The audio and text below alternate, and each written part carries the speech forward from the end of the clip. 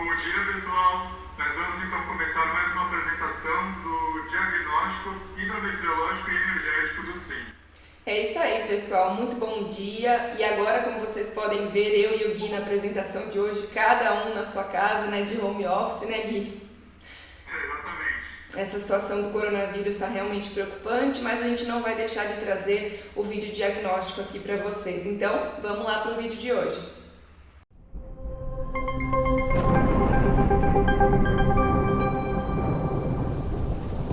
Então, começando nossa análise diagnóstica de hoje, a gente vai começar pelas cartas sinóticas que foram registradas aí com os principais sistemas meteorológicos ao longo dos últimos dias.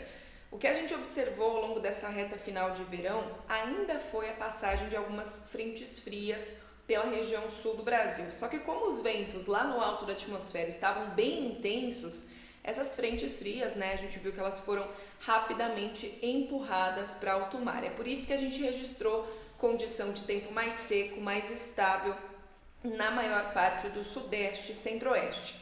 Algumas instabilidades associadas à umidade e ao calor até provocaram chuva na bacia do Paraná, do Paraguai. No entanto, não tivemos acumulados muito expressivos, porque já que essas frentes frias se afastaram rapidamente para alto mar, elas não conseguiram conectar com a umidade da Amazônia. Então, bem diferente do cenário que a gente viu na análise diagnóstica passada, onde um corredor de umidade se formava sobre o Brasil Central, nessa última semana a gente teve a quebra desse padrão, a diminuição das chuvas em todo o Brasil Central. E agora, no decorrer das últimas horas, inclusive no nosso vídeo diário de hoje, a gente mostrou que algumas áreas de instabilidade começaram a se formar aqui no sul e elas estão dando origem a uma nova frente fria. Essa frente fria, sim, a gente vai ver que ao longo dos próximos dias tem potencial para se conectar com a umidade da Amazônia e aí sim provocar chuva no Brasil Central. Mas vamos então aos mapas no próximo slide da chuva que foi observada mediante, né, esses sistemas que a gente viu atuando. Então, as instabilidades que a gente comentou, as frentes frias que passaram pelo sul, deixaram um volume de chuva observado aí entre as bacias do Uruguai, Atlântico Sul e parte da bacia do Paraná, com acumulados que variaram de 30 a 40 milímetros, passando em alguns pontos até desses 40 milímetros, mas não foi uma chuva generalizada, uma chuva abrangente. Essa chuva ocorreu de forma mal distribuída. Se a gente comparar esses valores de chuva acumulada, principalmente no centro-sul do Brasil, com a nova previsão conjunta, a gente pode observar que a nova previsão conjunta acabou, né, subestimando um pouquinho essa chuva que caiu no centro-sul do país. Com relação ao que estava previsto para a região norte, a gente também pode observar que caiu mais do que estava previsto. Tivemos alguns pontos aqui entre o Rio Madeira, Tapajós e Xingu que registraram acumulados superiores aos 100 milímetros e isso não estava sendo identificado pela nova previsão conjunta. Agora, se a gente passar para o próximo slide, a gente vai observar que a previsão da Ampere, ou seja, a melhor combinação dos modelos meteorológicos, a melhor combinação estatística desses modelos, acabou estimando melhor e até subestimando em alguns casos a chuva que ocorreu entre áreas do subsistema norte. Agora, para o centro-sul do Brasil, a gente também viu que a nova previsão conjunta acabou subestimando muito a chuva e a melhor previsão dos modelos que a Ampere utiliza nessas rodadas estatísticas acabou subestimando, ou seja, deu mais chuva, enxergou melhor as condições de instabilidade. Se você é nosso cliente, você vem acompanhando essas previsões da Ampere nos nossos vídeos diários. Se você ainda não é e quer conhecer como é feito, como é construído esse nosso modelo estatístico e aproveitar das previsões dele que tem sido um pouquinho melhor em termos de performance, entre em contato com a gente. E agora no próximo slide, o Guilherme já começa a explicar pra gente como essa chuva, né, que a gente viu que ficou acima, abaixo pelo país, impactou nas projeções de energia natural afluente. Isso aí, Luísa. Como você bem comentou, essa semana, né, nós tivemos uma recessão, digamos assim, naqueles eventos de chuva mais fortes pela região sudeste, centro-oeste. E a gente consegue ver isso refletido no gráfico de vazão do seguinte modo. Há algumas semanas nós temos registrado, né, vazões acima do que o INS tem previsto, seja por uma questão da chuva observada ser maior do que a chuva prevista ou por uma questão dos modelos de transformação de chuva vazante. vazão, que estavam colocando uma recessão muito mais acentuada dessa ENA. Para essa semana, apesar de nós ainda termos uma previsão de fechamento de semana com vazão acima do previsto, o gap entre previsto e realizado caiu muito. Então, é uma previsão muito mais próxima do observado. Se a gente olhar para o gráfico, a gente está, inclusive, agora, por esses dias, cruzando a linha ali de projeção e observado. Ou seja, aquela recessão que está acontecendo está chegando próximo do que os modelos de evasão estão apontando, né? Então, a gente tem essa tendência mesmo de queda das afluências do Sudeste. Se olhar para o Sul, a gente está bem alinhado, na verdade, agora o previsto com o realizado, apesar da chuva ter sido um pouco acima do que os modelos falaram, né? A gente não teve essa resposta ainda na ENA. Pode até ter uma resposta curta agora, nesses próximos dias, mas não se sente para melhorar a condição hidrológica lá na região. Então, continuamos atentos ao Sul, que ele está numa situação crítica. O Nordeste, que vinha, né, realizando acima também, semana a semana, essa semana está realizando abaixo do previsto, né? O modelo de propagação não captou tão bem para essa semana a vazão lá no Nordeste, então estamos realizando uma ENA abaixo do que estava sendo esperado na semana passada. Lembrando, apesar de, né, não termos uma variação muito grande da chuva prevista observada para a região, conforme a gente consegue ver aqui no gráfico ao lado, entre observado e previsto com a remoção de viés. A diferença não foi tão grande. No entanto, como do jeito que funcionam, né, os modelos de propagação de chuva-vazão, houve essa diferença, sim, entre o projetado para essa semana e o que está sendo observado. E por subsistema norte, né, que se você olhar, são várias bacias importantes ali no norte, estão espacialmente distantes e com padrões de observado e realizado bem diferentes, né? Se você pegar a bacia Tocantins, bacia de Xingu, você tem regiões do norte com a chuva, no geral, chuva muito acima do previsto, mas alguns pontos com chuva abaixo. Só que como a gente vê isso na questão da ENA, né, da vazão, para esta semana, a vazão observada está bem acima da vazão projetada na última semana. Então, o norte, né, se a gente pegar todos os subsistemas do SIM, o norte está trazendo um balanço muito positivo em questão de ENA. Agora, então, olhando para o intercâmbio entre subsistemas, nós já temos visto, né, algumas semanas um comportamento de uma quantidade enorme de energia sendo transmitida pelo subsistema norte para o restante do SIM. Em torno de 8,5 GB, e a gente consegue observar que praticamente essa energia está sendo integralmente levada, né, para o subsistema sul. Então, toda a energia que o norte manda para o sudeste está sendo enviada para o subsistema sul. Além do mais, nós temos agora uma quantidade de intercâmbio também internacional que está sendo mandada para o sul. Isso em questão da condição crítica energética que o subsistema sul está vivendo e pela autorização do Ministério de Minas e Energia do intercâmbio internacional para a priorização e também da geração termoelétrica fora da ordem de mérito para preservação, tentar preservar os níveis armazenados do sul, que nós vamos ver mais daqui a pouco, estão bem baixos. Então, você tem também o norte mandando um pouco de energia para o nordeste, mas basicamente toda essa energia está sendo enviada para o sudeste, que por sua vez repassa essa energia para o sul. Então, a atenção total para o sul e a política sendo de priorização mesmo para manter os níveis do sul em condição menos grave, né? A condição de armazenamento vai melhorar mesmo só quando a chuva voltar na região, mas é importante essas medidas agora para a gente tentar evitar a perda de controle de algumas usinas hidrelétricas da região que não podem operar com um reservatório muito baixo. Então, esse fica o destaque para a transmissão. Agora, olhando para o gráfico de temperatura, né, a Luísa vai ter alguns comentários sobre o que tem acontecido com a temperatura do Brasil nesta última semana.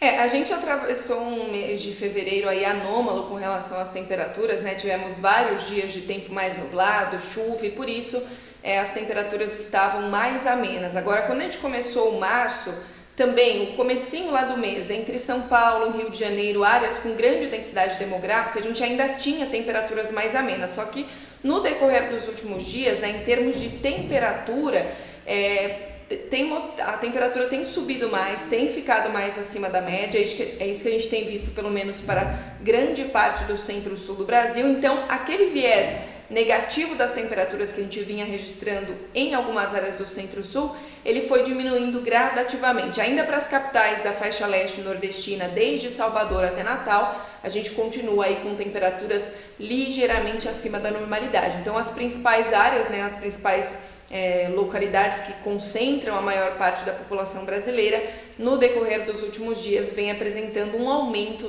das temperaturas com relação aos últimos períodos. E como a gente pode traduzir essa variável para termos energéticos no SIM? Questão da carga, né? Bem como a Heloísa muito bem comentou, nós tivemos um aumento da temperatura, da anomalia positiva de temperatura sobre o centro-sul, um aumento também no sul, e a gente manteve nas capitais nordestinas, nas principais capitais. Como está sendo refletido? Bem, principalmente na região sudeste, a gente teve uma mudança de comportamento. Nós viemos de semanas com cargas abaixo do projetado, expressivamente abaixo do projetado. Para essa semana, a gente avalia que vai ter uma carga expressivamente até acima do projetado na região sudeste, apesar do coronavírus e das medidas que estão sendo tomadas, né? E por quê, né? Bem, as medidas preventivas do coronavírus, de questão de home office e mudança da jornada de trabalho, elas estão sendo implementadas ainda. E muito do que aconteceu já de home office ainda não é tão expressivo para mudar o perfil de carga face à elevação de temperatura. Então, o pessoal do escritório, né, que trabalha com o computador, simplesmente migra a carga, né, para o residencial, mas as indústrias ainda a gente não vê um movimento muito forte de mudança. Isso pode vir, talvez, a mudar na próxima semana. Afetar mais o comércio, afetar mais a indústria. Aí sim, a gente pode ver um efeito das medidas de prevenção do coronavírus afetando a carga. Mas, por enquanto, para o Sudeste, o que a gente tem visto é um aumento da carga em relação ao projetado em função da temperatura. Lembrando também que na última semana, em função do desvio negativo que foi observado, o INS fez uma revisão da carga para baixo. Então, com essa temperatura mais elevada, somada essa revisão para baixo da semana anterior, a gente tem essa carga para cima. No entanto, se olhar para os outros subsistemas, aí sim, a gente vê uma carga mais baixa do que o esperado. No subsistema sul e norte é uma variação pequena ainda. Isso pode alterar em relação em face ao que vai ser observado nos próximos dias. Mas já no subsistema nordeste é uma projeção para baixo bem expressiva. Dificilmente vai ter uma reversão desse cenário nos próximos dias. Gui, foi bem importante o seu comentário aqui a respeito dessa relação, né, das variações de carga com o coronavírus. Realmente a gente vai ter que aguardar, né, os desdobramentos. A gente já teve algumas perguntas de cliente com relação a quais os possíveis impactos, algumas pessoas já comparando com a crise dos caminhões que ocorreu em 2018, salvo engano, mas a gente vai ter que aguardar, né, os desdobramentos e trazer informações aqui sobre as variações previstas nas próximas análises diagnósticas, né? Isso, é muito importante ressaltar esse ponto, que ainda é muito cedo para avaliar com certeza qual é o impacto que a gente vai ter na carga. A gente consegue fazer, eu estou vendo alguns paralelos com outros países que tiveram medidas mais drásticas, foram mais afetados pelo coronavírus, como a Itália, a Espanha, que tiveram uma redução de carga no curto prazo expressiva, mas essas reduções vieram só quando as medidas preventivas mais drásticas aconteceram, né? No Brasil, aqui principalmente São Paulo, que é um centro de carga muito expressivo e é onde nós temos mais casos de coronavírus, essas medidas vão começar a tomar mais efeito, né, a partir desse final de semana, com fechamento de shoppings, academias. E como a carga do Brasil responde muito à indústria, a gente tem que ver também como que vão ser as medidas que a indústria vai tomar para a prevenção do coronavírus. No Nordeste, talvez como tem muita influência de turismo, talvez a gente esteja vendo já algum impacto disso, mas é muito cedo para afirmar ainda para falar qual vai ser o impacto, mas sim, devemos ter impacto para baixo da carga nas próximas semanas em função de coronavírus e também por questão econômica, né? A gente deve ter atualização de projeção de PIB, já teríamos, né, uma tendência de uma projeção para baixo da carga por questão de PIB, mas como o coronavírus está impactando a economia também, deve ser talvez um pouco mais elevado. Então, devemos ficar atentos, mas sim, deve haver uma revisão de carga, né, para baixo nas próximas semanas em função do coronavírus. E agora, como eu tinha comentado um pouco antes, né, sobre os níveis de armazenamento.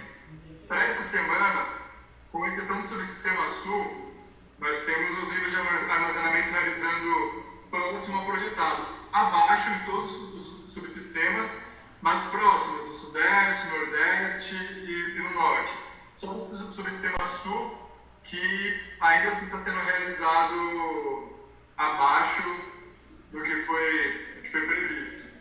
Apesar ainda das medidas que estão sendo tomadas para preservação dos níveis de armazenamento. Nós temos intercâmbio internacional, nós temos também geração termoelétrica fora da hora de média, somando cerca de 650 megawatts médios durante essa semana, mas ainda precisamos ter mais chuva em regiões de reservatório para a gente ver um repressionamento, né, um ganho e uma reversão desse quadro. E como a gente reflete tudo isso em preço, né? Essa semana nós temos variações diferentes em cada subsistema, né? Então é um pouco mais difícil fazer uma análise pontual e definitiva de como cada variável vai responder no preço, né? Principalmente quando a gente fala de sistema interconectado, mas que possui, né, limites de intercâmbio. Então o preço acaba respondendo de maneira diferente em cada subsistema. De uma maneira geral, se a gente falar de termos de balanço energético, para a ENA, a gente teria, né, uma resposta de preço para baixo, porque a ENA dos PIN está comportando acima, mas muito em função do norte. Lembrando que o norte tem um limite, né, um esgotamento da sua capacidade de intercâmbio. Então, nem toda essa energia a mais, né, esse ganho energético, na verdade aproveitado pelo SIM. Para o armazenamento, como todos os subsistemas estão com um nível abaixo do projetado, sim, nós teríamos uma expectativa de preços elevados em função do armazenamento. E agora a carga, como a gente comentou bastante agora, a carga do Sudeste está realizando acima, mas a dos outros supermercados está sendo realizada abaixo, eles estão praticamente zerando, né, uma para a outra. Então a gente avaliou que a carga teria um comportamento praticamente nulo aí para essa semana em questão de diagnóstico, né, do passado na formação do preço. E como isso, né, traduziria no preço? Diferente de semanas passadas, a gente fala que o preço deveria, por essa questão de balanço de carga e na reservatório, se manter no Sudeste muito próximo daquilo que aconteceu na revisão 2. E apesar do preço ser formado ex ante, né, então a gente precisa de projeções, tanto de carga quanto de ENA, que podem ser diferentes daquela que a tendência mostra, porque tem projeção de PIB, talvez projeção de temperatura, projeção de chuva, que acaba trazendo diferenças, porque vem para tendências do que está acontecendo. No projetado, né, isso leva a um período diferente de diagnóstico para prognóstico. Para essa semana a gente vê que tende a ficar realmente parecido, a revisão 3 com a revisão 2. Né? Lembrando que para ter uma projeção mais firme, nós na PER disponibilizamos, com base nas projeções efetivas de chuva, eventualmente um ajuste de armazenamento e projeção. Então é importante ter um acompanhamento também prognóstico, não só diagnóstico. Então você pode entrar em contato com a gente, com os consultores, para ver como ter acesso a essas projeções. É isso aí então, pessoal. Essa foi a nossa análise diagnóstica da semana. Espero que tenham gostado. É isso aí, galera. Muito obrigada pela atenção de vocês. A gente reforça a importância de vocês seguirem aí as instruções da Organização Mundial da Saúde, que todos se cuidem, né? Que a gente passe por esse período de turbulência bem, e é isso aí. Por hoje, essa foi a nossa análise diagnóstica e logo a gente volta com mais informações para todos vocês. Tchau, tchau.